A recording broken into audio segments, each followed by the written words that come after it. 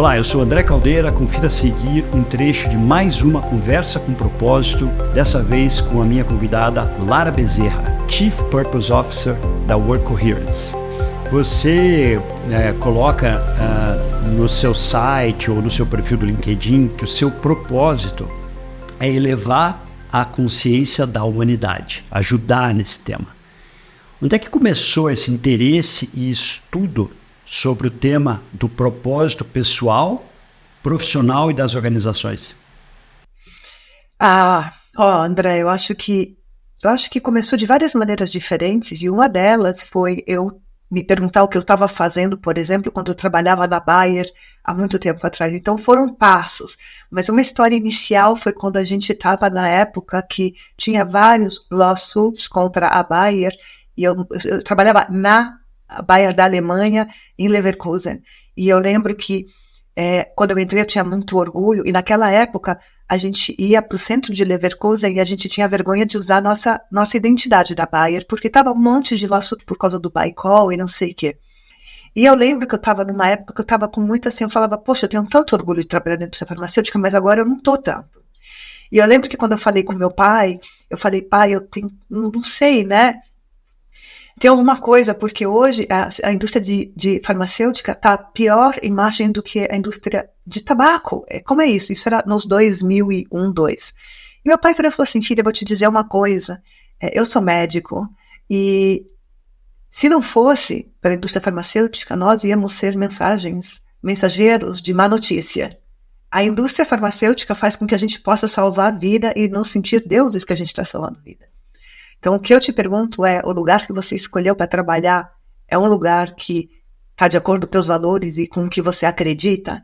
Essa foi uma das primeiras incursões para questionar se o que eu estou fazendo só pelo trabalho, pelo dinheiro, ou eu tenho orgulho do que eu estou fazendo. E aí foram várias coisas que começaram a aparecer, e uma coisa que me trouxe muito forte o propósito para a liderança, vamos dizer, foi quando eu recebi minha primeira posição com 31, 32 anos como gerente geral da Hungria, da Bayer, na Hungria. Eu era muito nova e eu cheguei num país que era uma língua diferente, Hungria, o mercado eu não conhecia, era muito mais nova, todo mundo era mais velho que eu. E de alguma forma, André, eu tinha que acreditar no ser humano e o sucesso das pessoas ia ser meu sucesso. E eu não tinha informação ou conhecimento suficiente para dizer, faz desse jeito. Então, a maneira de trabalhar com humildade e entender como é que eles trabalhavam e por que eles trabalhavam e como trazer o melhor deles, começou nesse caminho de eu entender que para eu ser uma líder que conseguisse ter sucesso em qualquer lugar que eu fosse, porque eu sabia que eu ia ter que mudar de país para país, eu ia ter que tirar o melhor de cada pessoa. E como que você tira o melhor de cada pessoa? É com prêmio? É com goals? Com um objetivo muito claro, estratégia?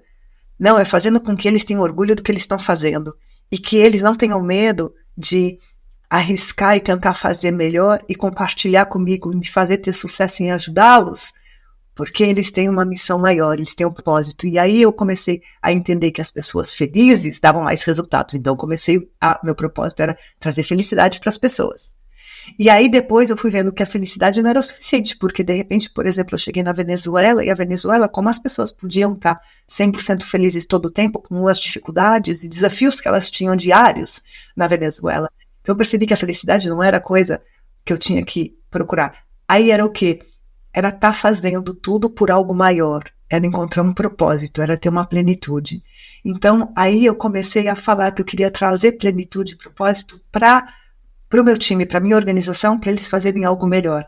E aí eu comecei a alinhar, a trazer propósito, e veio o livro Quantum Leader, que eu trabalhei, que eu li muito, que aí eu vim implementar um pouco mais essa maneira de trazer o propósito de uma forma um pouco mais estruturada e mostrando como que a gente pode trabalhar, como a gente pode se trabalhar como ser humano, ter um propósito e alinhar esse propósito com o propósito da empresa. E como que eu posso pegar a empresa, que é uma multinacional, e trazer uma visão para o país que eu estou mostrando. Eu estou representando a empresa multinacional, mas eu tenho uma visão para o meu país, porque eu sei o que é o benefício que eu posso trazer para o meu país.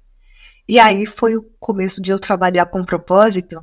E lógico, para tudo isso eu tinha que ter um propósito muito claro meu, né? Então, para ajudar os outros, o meu propósito foi crescendo. Muito bom. Você me dá gancho aí para várias perguntas que eu tenho aqui para te fazer. A primeira é assim, você chega à posição de gerente geral na Bayer, na Hungria, aos 31 anos. Então, super jovem, mulher e gringa para os húngaros. E aí, depois você vai para a Venezuela para viver uma cultura completamente diferente do continente sul-americano.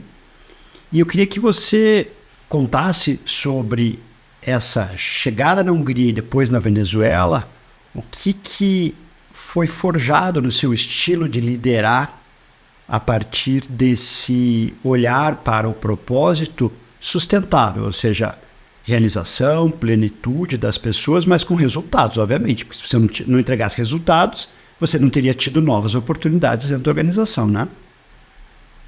É muito engraçado, porque, na verdade, da Hungria eu fui para o México e do México eu fui para a Venezuela. Comecei a entender muito, mas muito, que tudo era muito conectado. O resultado sustentável,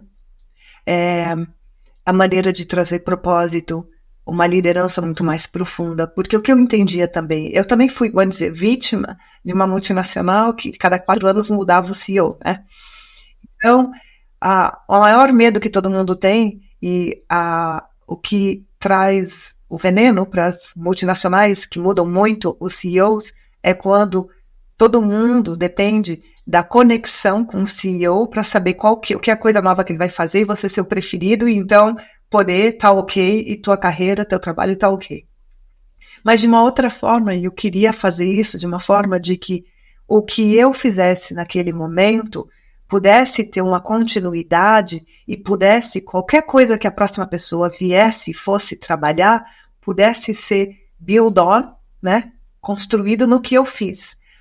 E de uma forma que eu entendi muito, é que eu tinha que tirar o medo das pessoas, ou esse preconcepção de que eu tenho que me adaptar a cada um, e como que eu vou mudar, e como que eu vou entender o que está acontecendo.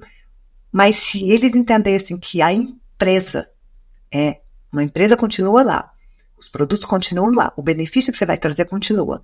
Se você transformar no trabalho que você tem, não numa ameaça que você tem que estar protegendo a cada novo chefe que vem, mas esse trabalho é algo que traz um benefício para a sociedade e você sabe defender esse benefício para a sociedade que a tua empresa no teu país está trazendo, e você consegue descrever como o seu trabalho, como você está trabalhando e pode fazer com que isso tenha sustentabilidade, a pessoa que vai chegar vai estar tão tranquila porque está vendo um trabalho muito bem feito e vai ir com a onda do que está acontecendo e vai confiar muito nas pessoas e não vai querer mudar. Agora, se é uma organização com medo e que tem que trabalhar assim, com objetivos claros e uma coisa muito material e performance muito clara, só baseada em resultado, em número e bônus, ela não é forte, ela não é sustentável. Mas um grupo que está trabalhando em conjunto e que tem umas estratégias que são desenvolvidas entre o grupo, porque eles acreditam que eles estão fazendo uma diferença para o país deles e que cada um está vivendo o seu propósito, um CEO que chega é o sonho, porque você constrói em algo que existe muito forte. Então, essa maneira de trabalhar para mim, de trazer o propósito dentro de uma organização, eu sabia que fazia com que as pessoas entregassem mais do que se elas tivessem um objetivo claro para entregar e uma premiação, porque esse é o limite deles. Agora, quando está trabalhando por um propósito e algo muito maior, você quer sempre ajudar mais o teu país. Então, é muito potencial.